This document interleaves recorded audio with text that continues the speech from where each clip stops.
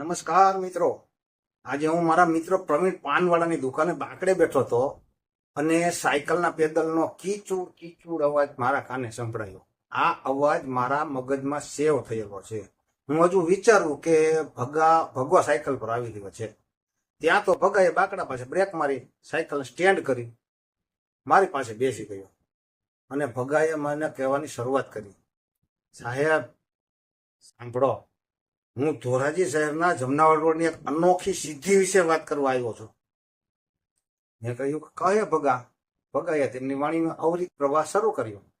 સાહેબ, સામાન્ય રીતે શહેરમાં સિમેન્ટ રોડ લોકોની સુવિધા માટે બનાવવામાં આવે છે, પરંતુ આપણને અહીં તો કદાચ કંઈક નવો જ પ્રયોગ કરવામાં આવ્યો છે। મેં કીધું, ભગા વરી શું નવો પ્રયોગ? તો ભગાએ કહ્યું, જમનાવડ રોડ પર રેલવે ફાટકથી લઈ અને ગેલેક્સી ચોક સુધી નવો સિમેન્ટ રોડ બનાવ્યો છે।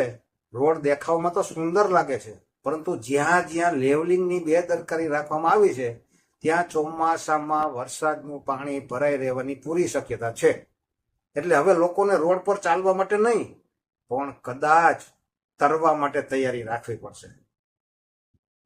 કોન્ટ્રાક્ટરનો કદાચ વિચાર હશે કે શહેરમાં સ્વિમિંગ પુલની અછત છે, તો રોડને સ્વિમિંગ પુલ બનાવી દઈએ।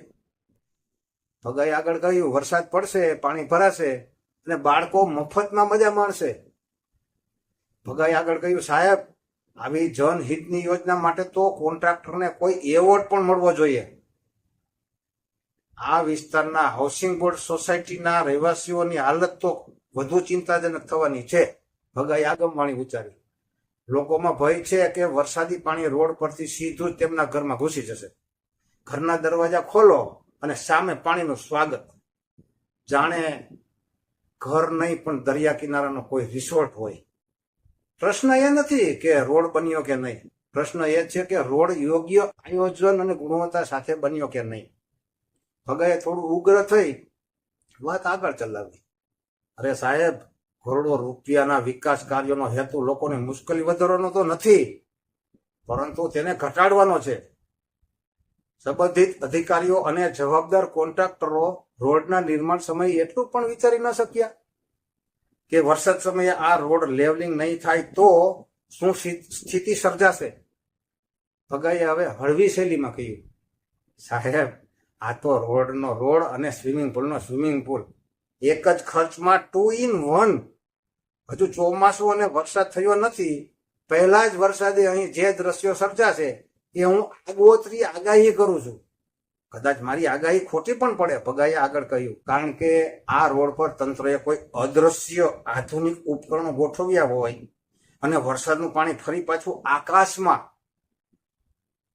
જતું રહે એવું પણ બને, અને એમ નહીં થાય, આવનારા ચોમાસાના દિવસોમાં લોકો રોડને જમનાવડ સ્વિમિંગ પુલ રોડ તરીકે ઓળખવા લાગશે।